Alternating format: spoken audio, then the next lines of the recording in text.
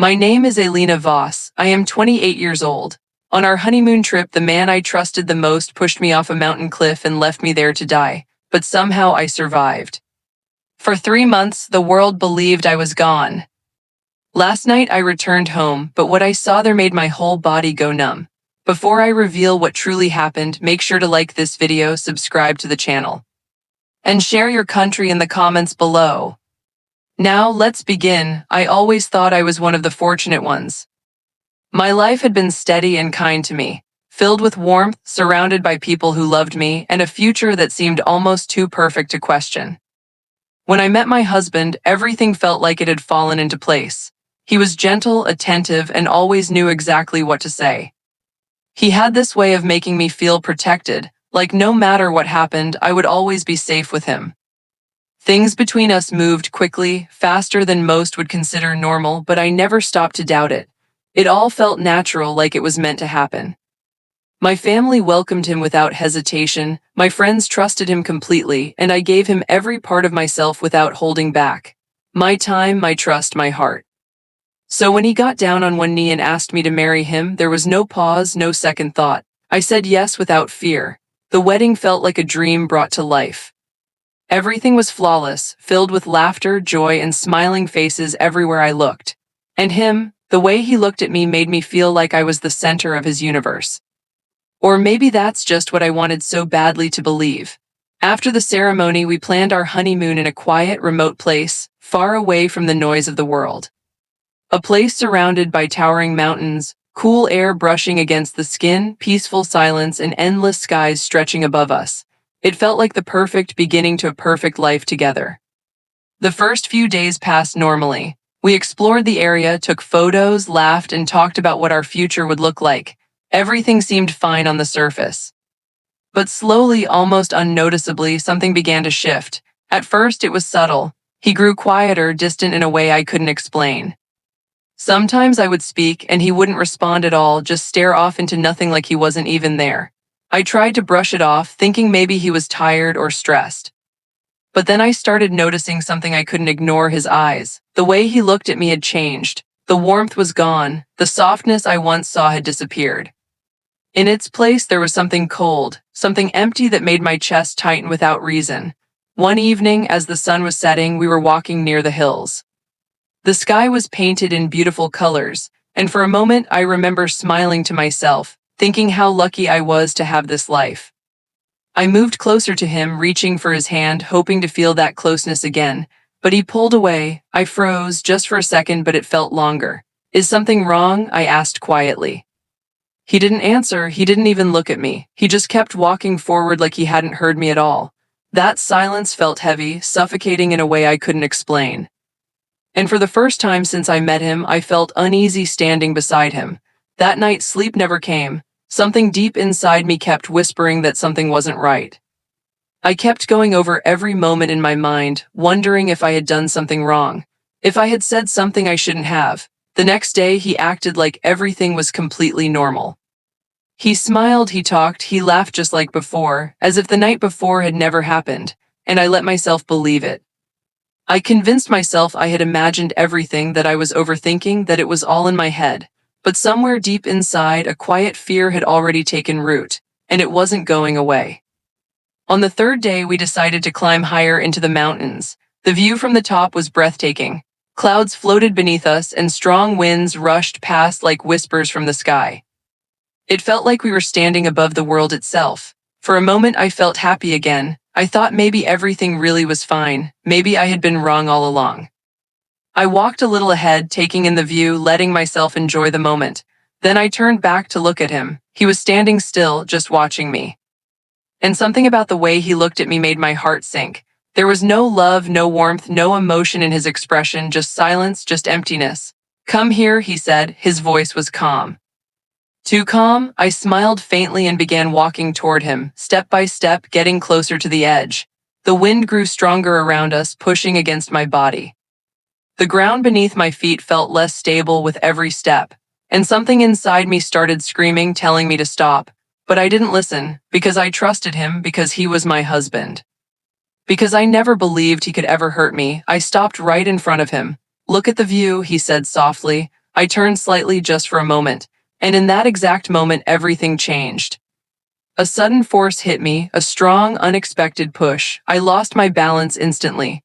The ground vanished beneath my feet as if it had never existed, and then I was falling. The sky spun wildly above me. The wind roared in my ears like a scream. I tried to grab onto something, anything at all, but there was nothing, no support, no escape, only empty space, only darkness pulling me down. And the last thing I saw was his face, cold, still, completely expressionless, watching me fall. After that, everything faded into darkness. I don't know how long I was falling, but I remember the moment I hit the ground. The pain was instant, sharp and crushing, tearing through my entire body. It felt like everything inside me broke at once. My back struck the rocks first, then my arm, then my legs. I heard it, a sickening crack. I tried to scream, but no sound came out. The pain swallowed everything. My vision blurred, fading in and out. I tried to move, to do anything, but my body refused to respond. My legs didn't respond. Only pain, deep and unbearable. My arm was twisted strangely. My ribs felt tight, like something inside had broken, and every breath hurt.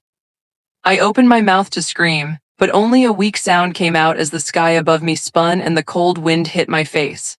Slowly, darkness took over again. When I opened my eyes, I was still there on the rocks alone. I tried to move my legs again, but there was nothing except pain. Tears rolled down my face as one thought echoed in my mind. Am I going to die here? My body was freezing. The wind felt colder, and time passed, though I don't know how much. My vision kept fading, my strength slipping away. And just when I felt like this was the end, I heard voices. Wait, did you see that? Someone's down there. Footsteps rushed closer, fast and urgent. Careful, she's badly injured.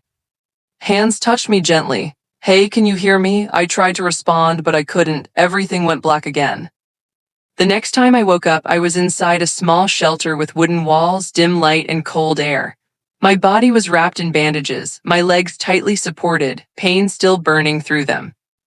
A man sat beside me and said softly, "You're safe." Safe, that word felt unreal. You had multiple fractures, he continued. Your leg was badly injured and your ribs too. I closed my eyes, so it was real, not a nightmare. He pushed me and I survived, but not without breaking me. The climbers had found me near the rocks below.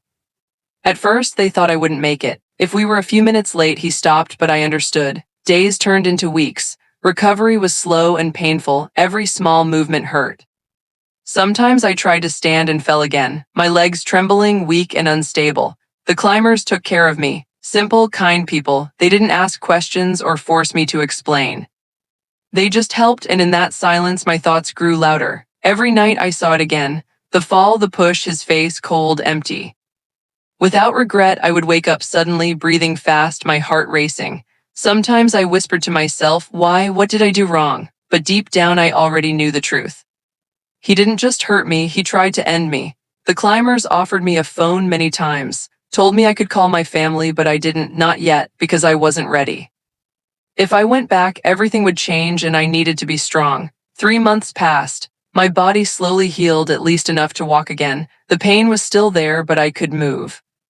It was time to go back. The journey felt unreal. Every step closer to home made my heart heavier. I didn't know what I would find. Would he be there? Would he pretend nothing happened? Or would he try again? So many questions, but only one way to get answers. When I reached the city, everything looked normal. The same streets, the same life, like nothing had changed. But for me, everything had. I stood outside my house, my hands shaking, my heart racing.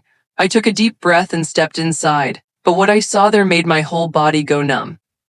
The house was full, lights everywhere, people dressed nicely, and soft music playing in the background. For a second, I thought I had walked into the wrong place, but then I saw him standing in the center dressed as a groom.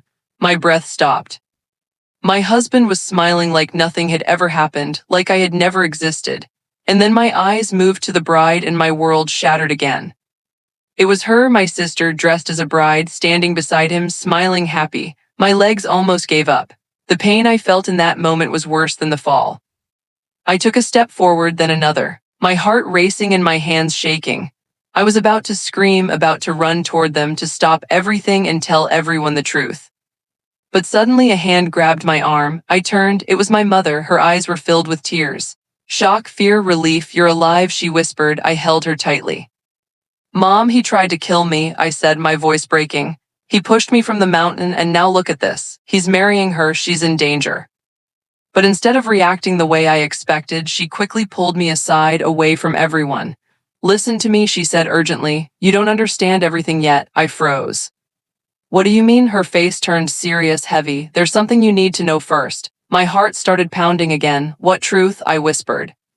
She looked at me and said something that broke me completely. Your husband was never the only one. Silence. What? I couldn't process it. He never loved you, she continued. He loves your stepsister. This marriage was planned from the beginning. My breathing became heavy. Your stepfather, your stepbrother, your sister, they're all involved, she said, each word cutting deeper. The plan was simple. Marry you, gain access to your father's wealth, then kill you and make it look like an accident. My legs felt weak again as tears rolled down my face. No, but why didn't you tell me? I whispered. Why didn't you stop this before? Her eyes filled with tears as she held my hands tightly.